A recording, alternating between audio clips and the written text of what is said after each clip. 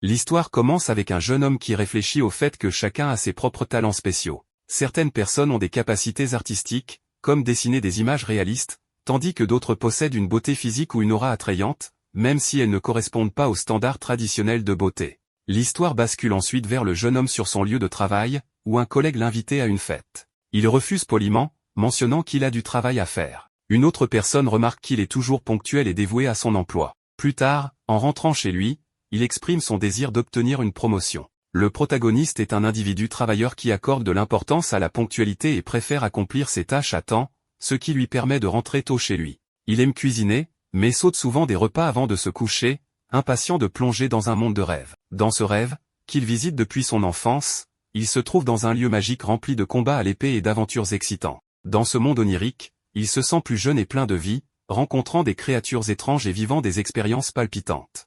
Bien que certaines situations soient dangereuses, il ressent une profonde connexion avec ce monde de rêve, qui lui apporte joie et émerveillement. Se sentant rajeuni, le personnage principal regarde son reflet dans l'eau et est surpris par son apparence enfantine. Soudain, une fille, qui s'avère être une elfe, le salue. Le garçon, nommé Kazuhiro, un nom qu'il a choisi accidentellement lorsqu'il était enfant à cause d'une faute d'orthographe, partage sa surprise. La fille, Marie, lui dit que ce monde est rempli de fées et qu'il pourrait ne pas être un endroit pour lui. Cependant, lorsque Kazuhiro lui offre son déjeuner et propose une aventure, elle refuse d'abord, mais finit par accepter après quelques encouragements. Kazuhiro et Marie explorent un manoir vieux de plusieurs siècles. Kazuhiro est rempli d'excitation en admirant son apparence magique. Cependant, Marie lui demande de faire moins de bruit. À l'intérieur, le lieu est sombre, alors Marie utilise ses pouvoirs magiques pour éclairer l'espace.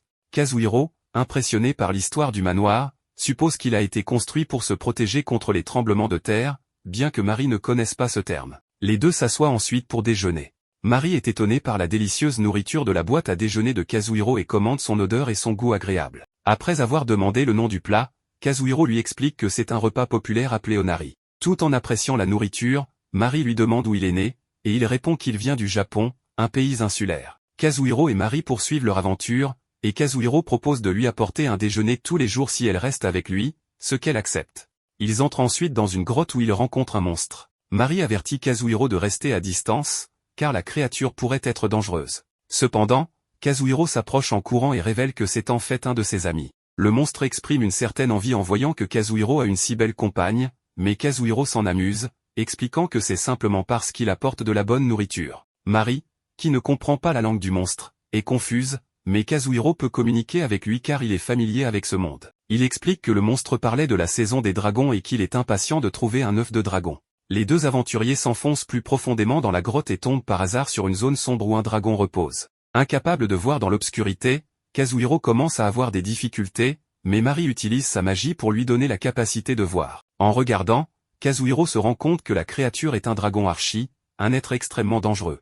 Marie l'avertit qu'ils doivent être prudents et éviter de s'approcher trop près. Dans un moment de tension, Kazuhiro et Marie se retrouvent piégés dans une grotte avec le dragon, après avoir tenté de s'échapper par une porte qui se referme soudainement sur eux. Le dragon se réveille et crache du feu vers eux, ce qui fait brièvement craindre à Kazuhiro pour sa vie, pensant qu'il pourrait mourir dans ce rêve. Le lendemain matin, Kazuhiro se réveille et trouve Marie dans son lit, surpris par sa présence. Lorsque Marie se réveille, Kazuhiro est embarrassé en réalisant qu'elle ne porte pas de vêtements. Elle se couvre rapidement avec une couverture en prenant conscience de la situation. Kazuhiro visite un magasin, et pendant que Kazuhiro choisit quelques articles, le personnel et les clients semblent le regarder avec méfiance. Ensuite, il rentre chez lui, où Marie admire la vue depuis le balcon. Elle demande à Kazuhiro où il se trouve, et il lui explique qu'ils sont au Japon, son pays natal. Marie est impressionnée par les grands bâtiments magnifiques et exprime son désir d'explorer davantage les environs. Kazuhiro propose alors qu'elle se prépare pour aller visiter la ville. Quand Marie remarque une grande tour, Kazuhiro lui dit qu'elle offre une belle vue, et il prévoit de s'y rendre plus tard. Marie enfile une robe qu'elle adore, et Kazuhiro, ravi de la voir ainsi, cherche des mots pour lui faire un compliment. Marie, qui n'est pas facilement offensée, l'assure qu'il peut dire ce qu'il veut. Kazuhiro lui dit alors qu'elle est magnifique dans cette robe, ce qui la rend heureuse et appréciée. Kazuhiro ajoute qu'elle semble encore plus belle dans ce monde que dans celui où il l'a vue auparavant. Marie est touchée par ces mots, se sentant joyeuse et excitée. Kazuhiro propose ensuite de sortir, mais il lui donne d'abord une casquette pour couvrir ses oreilles, expliquant que les fées n'existent pas dans ce monde. Marie, enthousiaste à l'idée d'explorer, lui assure qu'elle n'aura pas peur. Pendant leur trajet en voiture, Marie est nerveuse car c'est sa première fois dans un véhicule, mais elle est émerveillée par l'expérience. Ils arrivent dans un restaurant, où Kazuhiro commande à manger. Pendant qu'ils attendent, ils discutent de leur situation, se demandant s'ils sont morts dans leur rêve à cause de l'attaque du dragon.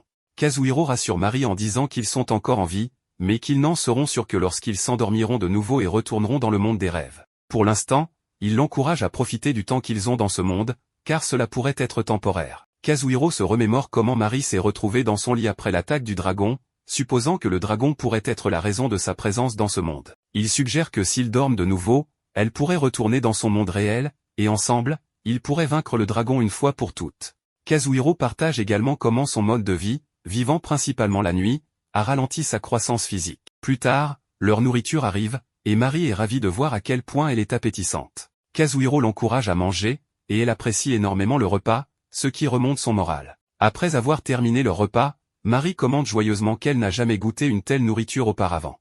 Ils se rendent ensuite dans un parc entouré de cerisiers en fleurs, et Mari est enchantée par leur beauté. Elle exprime à quel point elle aime cet endroit, et Kazuhiro lui explique que c'est la période idéale de l'année pour en profiter. Tandis qu'ils admirent la vue sur un lac paisible, Mari remarque à quel point il est magnifique. Kazuhiro lui souhaite alors chaleureusement la bienvenue au Japon, l'appelant mademoiselle, ce qui la fait se sentir spéciale. Tous deux profitent de ce moment avant de rentrer chez eux. Les deux passent la journée ensemble et, à la tombée de la nuit, admirent la beauté des cerisiers en fleurs. Mari, captivée par la vue, se demande comment serait son monde sans les monstres, ce à quoi Kazuhiro répond qu'un monde sans monstres ferait face à d'autres défis. Malgré cela, Kazuhiro commence à apprécier la beauté du monde d'une manière qu'il n'avait jamais faite auparavant. Plus tard, Mari s'inquiète de ce qui pourrait se passer si elle ne parvient pas à retourner dans son propre monde. Kazuhiro la rassure en suggérant qu'ils pourraient explorer le Japon ensemble, visiter des sources chaudes, des châteaux et découvrir tout ce que le pays a à offrir. Mari trouve l'idée intéressante, mais Kazuhiro insiste sur l'importance de trouver un moyen de la ramener chez elle. De retour à la maison, Kazuhiro propose à Mari de prendre un bain et lui donne du savon en lui expliquant que cela lui procurera une agréable sensation. Mari, curieuse, apprécie le parfum plaisant du savon. Pendant que Kazuhiro prépare le dîner, il réfléchit à tout ce qu'il a appris sur Mari et à la manière dont leur lien s'est renforcé. De son côté, Mari, repensant aux paroles de Kazuhiro sur leur potentiel à vivre ensemble et explorer le Japon, rougit d'excitation. Après son bain, Mari est attirée par l'odeur délicieuse du repas que Kazuhiro est en train de cuisiner. Il lui annonce que le dîner est presque prêt et l'invite à s'asseoir à table. En voyant le repas, Mari est ravie, et en le goûtant, elle est émerveillée par sa saveur. Kazuhiro lui explique qu'il a préparé des escalopes avec des œufs, rien de très spécial, et qu'il reste des morceaux de poulet pour le lendemain. Mari, heureuse, savoure chaque bouchée du repas. Kazuhiro partage ensuite que, dans son monde, il ne peut emporter que des choses simples comme une boîte à lunch et de l'eau lorsqu'il voyage, rien de plus. Mari, intriguée, demande ce qu'il entend par rien de plus. Kazuhiro lui explique davantage, tout en lui montrant une lampe de poche. Il lui dit que, tandis qu'elle utilise la magie pour créer de la lumière, dans son monde, ils utilisent des torchets. Il mentionne également qu'il ne peut pas emporter son carnet avec lui. Mari suggère qu'une force supérieure pourrait contrôler ce qui peut entrer dans ce monde, ce qui les amène à spéculer sur la possibilité que l'arrivée de Kazuhiro dans ce monde ne soit pas due au hasard. Mari se demande si Kazuhiro a reçu une mission quelconque, mais Kazuhiro, plaisantant, parle d'une mission boîte à lunch. Bien que leur conversation plonge dans des idées mystérieuses, ils ne parviennent à aucune conclusion. Au lieu de cela, Kazuhiro se concentre sur la sécurité de Mari et sur son retour dans son monde d'origine. Il lui rappelle que lorsqu'elle est arrivée, elle était confuse et ne se souvenait de rien. Mari admet qu'elle était tellement bouleversée qu'elle a tout oublié. Ils discutent de leur retour imminent dans l'autre monde, où ils devront faire face à une situation dangereuse avec un dragon. Kazuhiro s'inquiète qu'une fois dans ce monde, ils puissent être piégés dans un cycle où le dragon les tue à chaque apparition. Mari avertit que le souffle du dragon est puissant et magique, rendant presque impossible sa défaite. Kazuhiro, cependant, préfère en apprendre davantage sur le dragon de manière plus personnelle plutôt que de se concentrer uniquement sur ses capacités de combat. Alors qu'ils se préparent à dormir, Mari, enthousiaste, mentionne qu'ils sont prêts à tenter de retourner dans l'autre monde. Elle invite Kazuhiro à s'allonger à côté d'elle, ce qui le met mal à l'aise, mais il finit par trouver le courage de la rejoindre. Elle lui demande avec espièglerie s'ils vont dormir ensemble, laissant Kazuhiro à la fois embarrassé et intrigué. En s'endormant, ils sont transportés de nouveau dans le monde des rêves, où ils font face à une menace inattendue du dragon. Kazuhiro demande à Mari de rester derrière lui et tente de raisonner le dragon, expliquant qu'ils n'ont aucune intention hostile. Il révèle également qu'il a amené Mari sans mauvaise intention. Tandis que Mari réfléchit à son passé, Kazuhiro théorise que le dragon pourrait protéger quelque chose ou quelqu'un et qu'ils doivent prouver qu'il ne représente aucun danger. Kazuhiro offre alors un verre au dragon en guise d'excuse, reconnaissant que ce n'est pas suffisant pour réparer un tort, mais que c'est un geste de paix. Le dragon, qui s'avère être une femelle, est intriguée par l'approche de Kazuhiro et Mari. Elle est surprise que Kazuhiro comprenne la langue des dragons, connaisse ses préférences, et trouve fascinant qu'il soit indemne. Elle mentionne également qu'elle avait remarqué l'état de Kazuhiro la veille, ce qui suggère qu'elle est consciente de leur situation.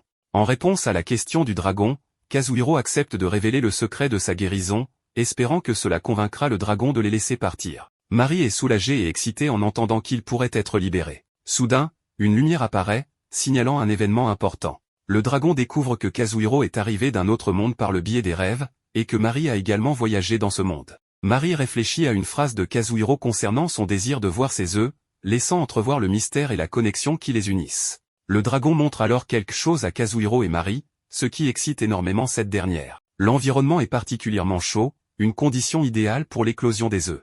Le dragon remarque une odeur étrange émanant de Kazuhiro, qu'il ne comprend pas immédiatement. Après un moment de confusion, Kazuhiro réalise que l'odeur pourrait venir de sa boîte à lunch et plaisante sur l'intérêt que cela suscite. Le dragon explique que parler sous cette forme est difficile pour elle et qu'elle ne peut pas boire correctement. Elle commence alors à lancer un sort magique, fascinant Mari, qui n'a jamais vu un dragon utiliser de magie. Mari commente la puissance des sorts de dragon par rapport à ceux des humains. Soudain, le dragon se transforme en une forme humaine, ce qui surprend Mari et lui fait penser que les légendes qu'elle a entendues pourraient être vraies. Sous cette nouvelle apparence, le dragon explique qu'elle n'a pas pris cette forme depuis longtemps et demande à Kazuhiro si elle semble étrange.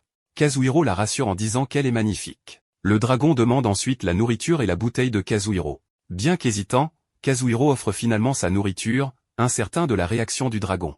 Le dragon insiste, expliquant qu'elle ne veut pas la manger mais seulement la tester. En échange, elle propose de donner à Kazuhiro une écaille magique capable d'améliorer considérablement ses capacités. Kazuhiro accepte, et le dragon savoure la nourriture avec enthousiasme. Elle goûte également une boisson qu'elle trouve délicieuse.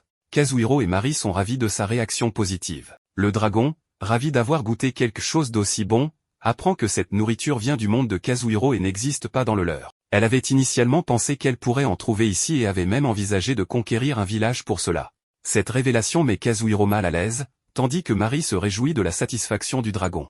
En échange de la nourriture, le dragon donne à Kazuhiro une pierre imbibée de son sang, un objet puissant et précieux. Quand Kazuhiro partage cette information avec Mari, elle se rend compte de l'importance de la pierre, et oblige Kazuhiro à l'échanger contre le repas. À la fin de leur rencontre, le dragon demande qu'il lui apporte encore plus de nourriture la prochaine fois. Kazuhiro est satisfait, mais Mari est perplexe quant à la raison pour laquelle le dragon leur a donné un objet aussi précieux en échange de nourriture. Mari parle des propriétés curatives du sang du dragon et à sa valeur inestimable. Bien que Kazuhiro suggère de le vendre à un prix élevé, Mari explique que cela soulèverait des questions sur son origine. Il apprend ensuite la chute d'une ancienne civilisation détruite après avoir tenté de voler des œufs de dragon.